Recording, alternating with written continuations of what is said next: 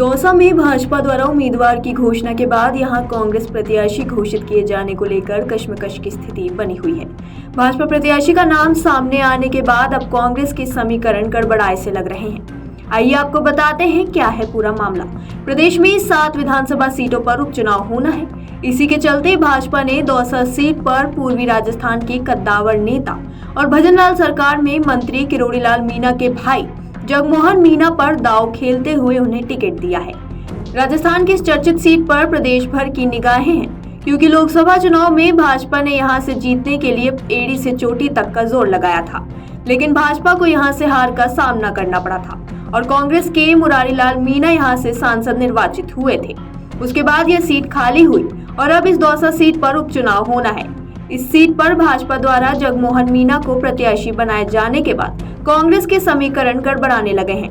दौसा सांसद मुरारीलाल मीणा के करीबी हरिकेश मीणा राजस्थान सरकार के सार्वजनिक निर्माण विभाग में मुख्य अभियंता के पद से स्वैच्छिक सेवानिवृत्ति लेकर चुनाव लड़ने की इच्छा जता चुके हैं, लेकिन भाजपा के प्रत्याशी घोषित होने के बाद कांग्रेस में टेंशन बढ़ चुकी है।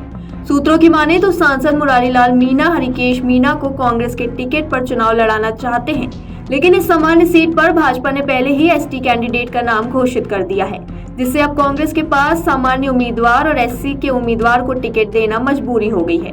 उधर भीतर खाने चर्चा है कि कांग्रेस यदि ब्राह्मण उम्मीदवार को टिकट देती है तो महेश शर्मा और समृद्धि शर्मा का नाम आ सकता है, और एससी पर दांव लगाती है तो मात्र डीसी बैरवा का नाम निकलकर सामने आता है। इसी के चलते कांग्रेस की तरफ से टिकट डिक्लेयर होने में देरी होती नजर आ रही है।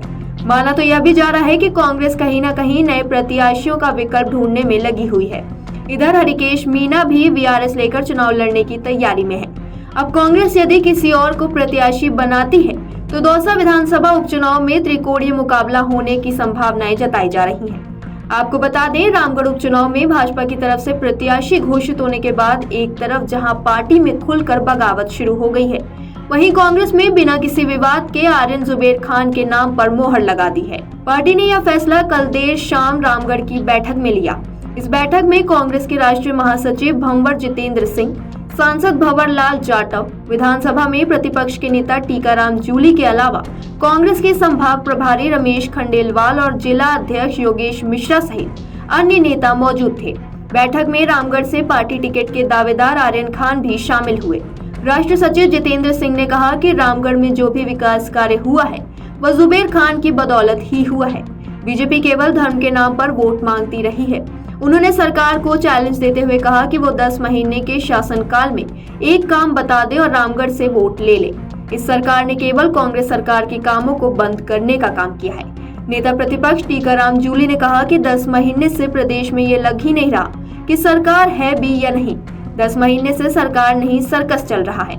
इस अवसर पर आर्यन जुबेर खान ने कहा कि ये चुनाव उनके पिता को श्रद्धांजलि के तौर पर लड़ा जाएगा, क्योंकि उन्होंने रामगढ़ को अपना घर समझकर जो काम किए हैं वो किसी से छुपे नहीं हैं। इस बैठक के बाद आर्यन के नाम पर पार्टी ने लगभग अपनी मोहर लगा दी है और यह तय नजर आ रहा है कि कांग्रेस की ओर से वे ही चुनाव लड़ेंगे। अब रामगढ़ में चुनावी मुकाबला कांग्रेस के आर्यन खान और भाजपा के सुखवंत सिंह के बीच ही होगा। इधर सुखवंत सिंह को टिकट देने से जय आहूजा बगावत पर उतरे हुए हैं। अब उनका ये विरोध भाजपा के सामने क्या मुसीबत पैदा करता है या तो समय ही बताएगा। वहीं आपको बता दें, भाजपा ने 6 सीटों पर प्रत्याशियों के नामों का ऐलान कर दिया था। झुंझुनू विधानसभा सीट से राजेंद्र भांभू को टिकट दिया गया, तो वहीं रामगढ़ सीट से सुखवंत सिंह को टिकट मिला। दौसा सीट पर किरोड़ीलाल मीणा के भाई जगमोहन मीणा पर भारतीय जनता पार्टी ने भरोसा जताया है। वहीं बात करें देवली उनियारा सीट की, तो इस सीट से राजेंद्र गुर्जर को टिकट दिया गया है। क्वींसर विधानसभा के लिए भारतीय जनता पार्टी ने रेवत राम डागा को टिकट दिया है। वहीं सलूम्बर विधानसभा से शांता देवी मीणा को टिकट दिया गया है। वहीं 7वीं सीट 84 के लिए अभी किसी चेहरे को सामने नहीं किया गया है। इस सीट पर अभी मंथन जारी है। अगर आप ये वीडियो YouTube पर देख रहे हैं तो हमारे चैनल को सब्सक्राइब करें और बेल आइकन को दबाना ना भूलें। अगर आप Facebook पर ये वीडियो देख रहे हैं तो हमारे पेज को लाइक करें।